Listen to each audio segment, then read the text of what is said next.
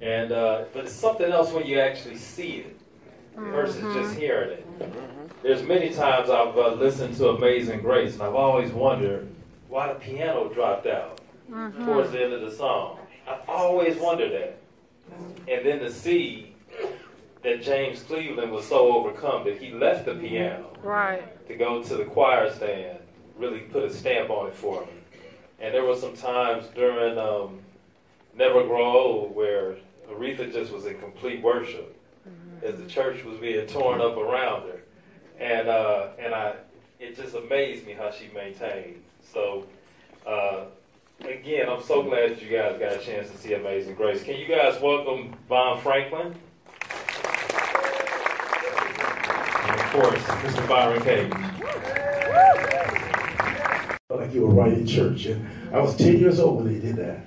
Wow. And I remember, some of you all remember 45s and 78s and 33s, 8-track tapes.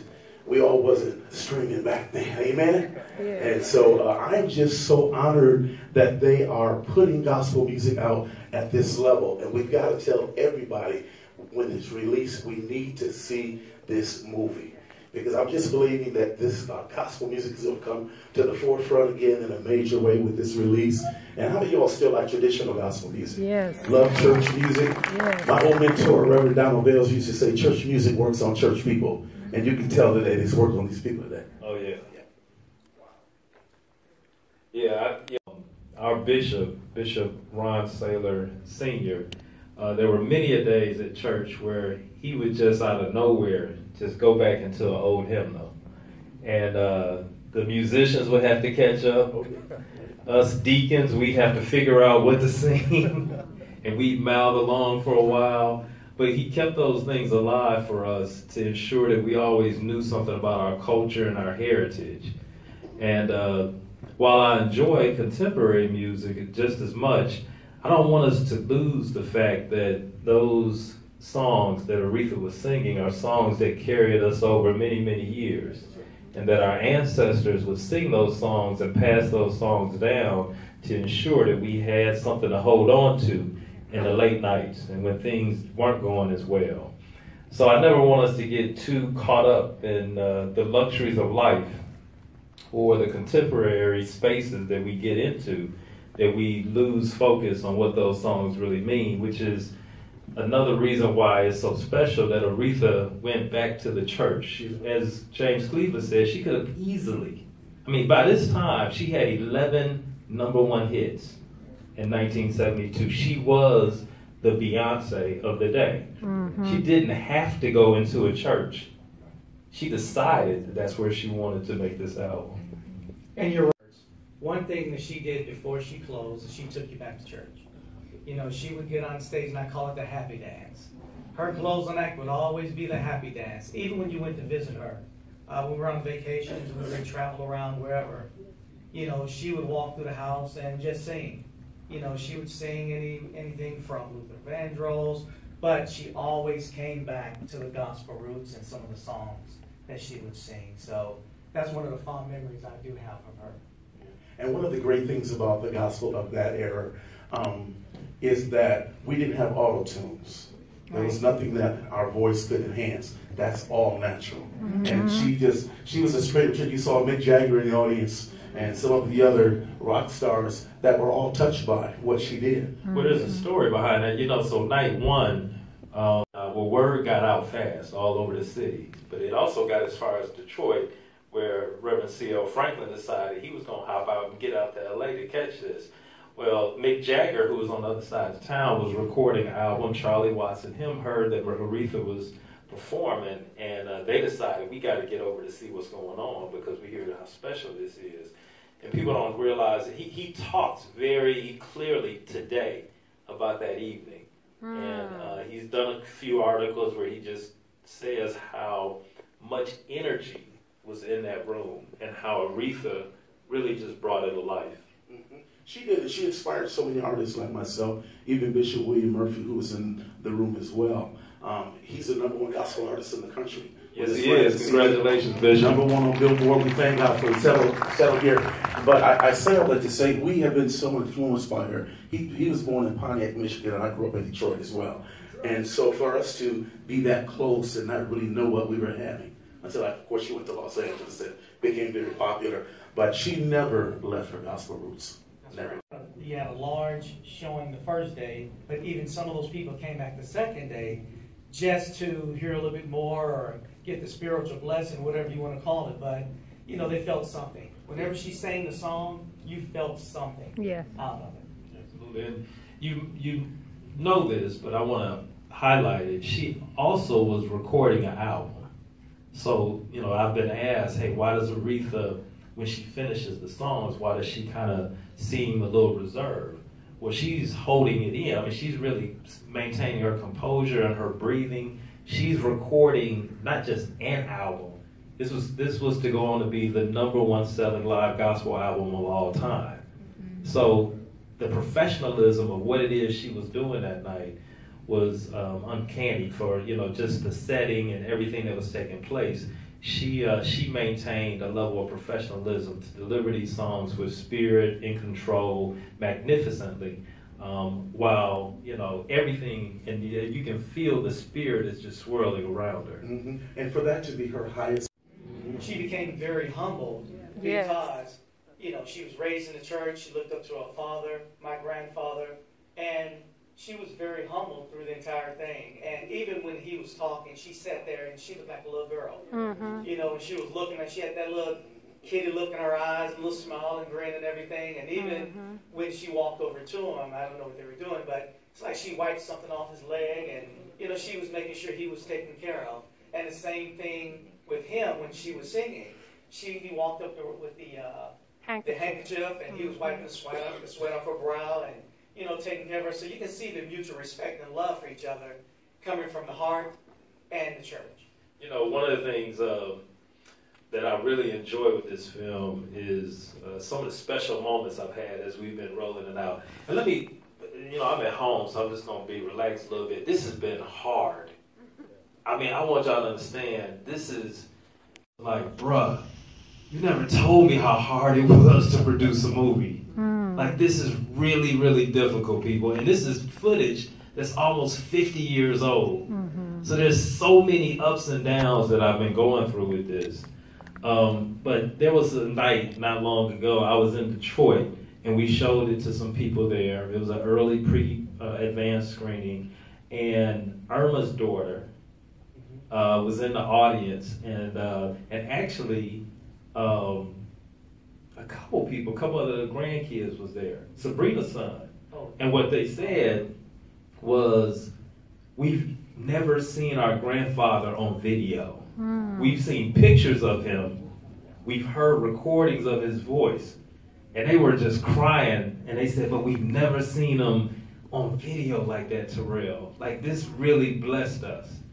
And so it's these little moments, these little nuances when you discover something like this that's almost 50 years old, and you're able to pull it together and deliver it in this fashion. It really makes it special. That's involved in getting to that type of level. And for her to be able to have legends in the room, with the Claire Awards and so many others, that, wow, I'm just glad they captured it. I'm glad they captured that moment, and it can never happen again. Well, it's funny, too, because, you know, I would never take this film to a cinematography class or a director's master class and say, hey, here's the shining example of filmmaking. This is about, you know, one of the most, you know, just odd type film scenarios you could have. So I'll give you a little backdrop against it. There's a 5-camera shot. There were no clappers. There's not one clapper ever used. And the filmmakers or the cameramen were turning the cameras on and off, on and off, on and off. So I'm giving you an idea of what the technical issue was. So there's no sync points. So you lose, so in 1972, when you finish, you have streams of film, and then you just have reels of audio. But there's no way to put them together. You can't sync them up. They hired Alexander Hamilton, who was the choir director, who is a great choir director and arranger. They hired him to go into a studio and then do lip syncing to try to sync up the film and the audio. Money, and then after that they said, this is a wreck. We got 20 hours, and he was able to give us 20 minutes. There's no way we're going to get through this. That's how they canned the film. And so it just sat there till 2007, 2008. A woman named Beverly that works for Deluxe met Alan in just what some people would say a happenstance. I call it the divine intervention. They got together, and Beverly said, "Hey, Alan Elliott, who's the other producer, I have the technology to bring the audio and video together." So she took all of the raw material, all the film, and as well as all the reels, she synced it all up, and thus started the making of what was to become a film. So just in that moment there, it just took so many things. And then again, this is years and years later for technology to get where it needed to be for us to even get to the point of having a film. So when you see it, and versus what I know, like there's moments that, you know, had to be intercut and interwoven to give you a complete picture of what the song was. There were angles and cameras all over the place that had to be interlocked with audio so that you could get a complete picture. So it's a really dynamic, to me, almost a miracle that this actually exists as a document or a historical document of footage that people can watch. And fortunately or unfortunately, I mean, this is one of the few that we have. You know, I don't know this, but I have yet to hear about a video of when Michael Jackson recorded Thriller or when Prince recorded Purple Rain. But to have this footage of Aretha Franklin recording Amazing Grace is absolutely a historical document of this time. No overdubs. None at all. That's all live singing. This is all live. Now the album, there are some overdubs on the album. And there's some versions in this movie that aren't part of the album. So there's these interesting dynamics between the two components that I think make it extremely unique. Yeah, you know, one thing that continuously came up, even when we were traveling to New York starting to talk about the movie as it came out. But people would ask, well, why did it take so long? Why did it take so long for a movie like this or a documentary to come out? And everyone have their own beliefs. I believe it was timing. I believe it's all about timing. Everyone loved the documentary, you know, gave thumbs up. But I do believe that, me knowing my aunt, I think she wanted to leave something behind for people to enjoy after she was gone. Because, you know, when people pass away, sometimes you have a tendency to forget or you think about them or whatever. But seeing her on film again brings everything back. All those feelings that you had when you were young, when you grew up with her, those special moments. I think that's what this documentary is all about. And if you don't mind, can we take a couple of questions from the audience? Maybe one or two. Is that this is what the film was meant to be. Now, let me explain. The film originally was supposed to be cut together, and it was going to be shown in front of Superfly. So this is back in the day when they would do a film, you'd almost have like a small double feature. So they were going to show Amazing Grace in front of Superfly. Somehow that never panned out, and a lot of it has to do with the fact that when they got the footage, it was in such a rough, you know, kind of unorganized format. But for us, on the producer side, we felt that the film is imperfectly perfect. Right. And the imperfections of what you see connected to the perfection of Aretha's voice and what comes through your ears creates the experience. And we would prefer to keep that as pure as possible. And having other perspectives and other people's voices tied to that, we think really distracts from what this film has to deliver. As a matter of fact, something I got between my pastor and Bishop Murphy, it's almost a matter of how you take you from the outer court to the inner court. And when you go into the inner court and you're getting close to the presence of God, the studio that picked the film up really has a great specialty in art house.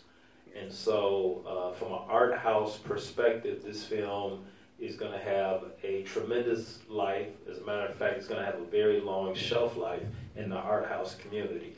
But they're attached. I'm attached to this movie too. And so from a Terrell Whitley perspective, I'm also making sure that we have a broad-based engagement and that we do interface with the church. So what I'm requesting and what we're trying to push out is that churches and ministries and groups and sororities, that they will do group sales, they would do theater buyouts, that they would use this as an opportunity for fellowship and also engagement. And so it is purposeful that we are, engaging this in more of a mainstream fashion. So we are doing screenings around the country. We're going to have TV commercials. We have tons of press. Our social is coming online. We're going to do everything that any other film would have. And this is a documentary. Now, the great thing is, this is, and I'm thankful to the Franklin family that they've allowed us to use this as the initial catalyst for Aretha's legacy, because we know that there's a biopic with Jennifer Hudson coming. There's another Nat Geo, Clive Davis property, film, television, 10-part, I think it's 10-part television series coming. So there's a lot of other content around Aretha that's coming, but we start with Amazing Grace. So we start with the church, and interesting enough, you didn't hear this from me, but even the biopic is going to end with it. It's going to end with Amazing Grace. So Troy, with a premiere on Aretha's birthday, March 25th, which was, of course, intentional. Aretha is known for having a birthday party on March 25th, and so we used the film as her birthday this year. And will this be available on DVD at some point? It will, but it's going to hit theaters first. So we start the rollout. It's called a platform release, and so we're going to start rolling the film out on April 5th. But April 19th, which is Easter weekend, is when it's going to be wide, and it'll be in theaters. So the plan has always been start the campaign on her birthday, and the film is released Easter weekend. So this is your Easter weekend film to see, is Amazing Grace.